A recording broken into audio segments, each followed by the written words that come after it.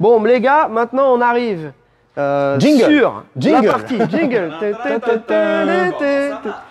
Motus.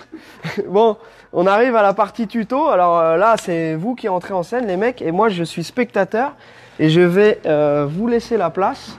Voilà les amis. Alors, donc aujourd'hui, je vous présente Monsieur l'amortisseur. Donc on en a tous sur nos voitures. On ne sait pas comment ça marche. On sait que quand c'est mort, la voiture tient moins bien la route. Et donc voilà, on s'est amusé à en découper un pour vous montrer le fonctionnement et je vais vous expliquer les différents composants de l'amortisseur et comment ça marche. Hein. Donc ça, c'est un amortisseur à double tube. Donc il y a deux types d'amortisseurs, il y a les amortisseurs monotube et double tube. Donc c'est un peu le même principe de fonctionnement, sauf que l'amortisseur monotube coûte plus cher à fabriquer. Et c'est de meilleure qualité puisqu'on a un meilleur refroidissement de l'huile parce qu'il est plein d'huile ce monsieur-là. Okay. Et donc là, bon là c'est du basique. Hein. Bon ça marche, hein, ça marche très très bien. Et on lui a ouvert la tronche pour voir comment c'était dedans. Donc regarde, tu peux regarder dedans. Donc on voit bien, on a nos deux tubes, donc le tube extérieur, le tube interne.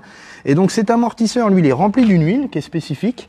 Et donc l'huile, quand le piston, si tu veux, de l'amortisseur travaille, donc de haut en bas, quand on reçoit des chocs, l'huile voyage d'un côté à l'autre.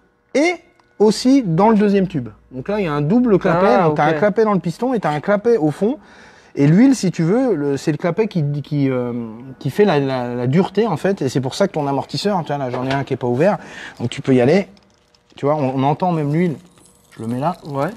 On entend l'huile voyager d'un côté à l'autre de l'amortisseur. Et donc, il y a un petit jeu dedans. Et le petit jeu qu'il y a dedans, c'est une poche d'air qui est là justement pour amortir les petits chocs. Quand tu as des tout petits chocs, si c'était que de l'huile, ça serait dur, infernal. Okay. Donc, l'huile, elle est là pour amortir les débattements, les longs débattements. Et la petite poche d'air, elle est là pour les petits chocs, les petits soubresauts. Voilà, exactement. Okay. Donc, après, il y a des amortisseurs à gaz. Donc, on remplace cette poche d'air par du gaz sous pression. Donc, ce qui fait que les amortisseurs sont un peu plus fermes. Donc sur les petits chocs, c'est un peu plus ferme. C'est la seule différence. Donc le gaz qui est dedans, c'est de l'azote. Autrement, c'est de l'air, le même que tu respires. Ok. Voilà. Donc ensuite, pourquoi on dit un amortisseur est mort? Ouais, mon amortisseur est mort. Donc ça peut être une pompe à vélo. Voilà, pompe à vélo. On entend toujours ces termes-là. Donc il peut y avoir plusieurs raisons. La première, c'est que l'huile dedans, elle se dégrade comme l'huile moteur. Donc si tu veux, l'amortisseur quand il travaille, l'huile voyage d'un côté à l'autre, et elle chauffe. Et comme l'huile moteur, elle finit par se dégrader. Donc l'huile, à bout d'un moment, elle n'en peut plus, elle en a marre. Donc ça, c'est la première raison. Donc avec le temps, pareil, même un amortisseur neuf qui a des années, l'huile à l'intérieur, elle se dégrade. Les composés chimiques qui sont à l'intérieur font plus leur travail. Ça, c'est la première raison. La deuxième raison, et très souvent c'est le cas, c'est les petits clapets, les petites valves qui y a à l'intérieur, elles finissent par s'user et à plus fonctionner correctement. Et donc, elles font plus leur travail de limitation du transfert de l'huile d'une chambre à l'autre. Donc, ce qui fait que l'huile, au lieu d'être dure comme ça et d'avoir du mal à le comprimer, la valve, c'est une pompe à vélo. Okay. Ça, c'est la deuxième cause. Et la dernière cause, après, c'est une fuite externe. Donc, ici, tu as un joint.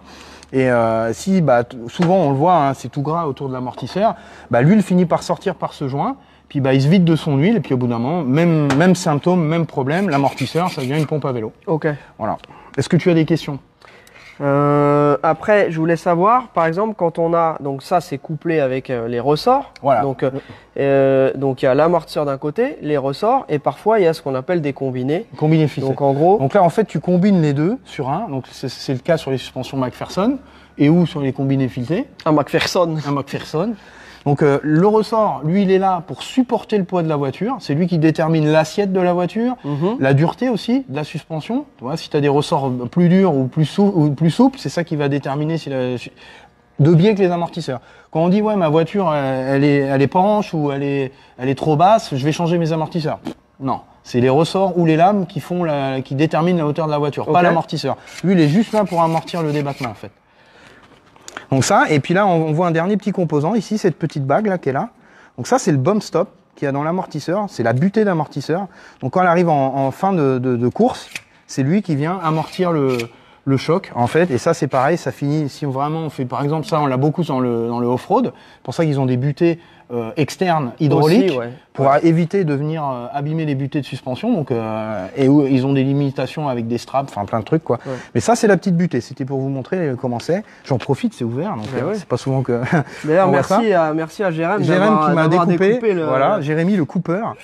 Donc Le voilà, découpeur. le principe de fonctionnement d'un amortisseur. Donc c'est simple, hein, mais c'est ça qui vous tient sur la route. Voilà, c'est ce qui prend soin de vos arrière-trains. Voilà.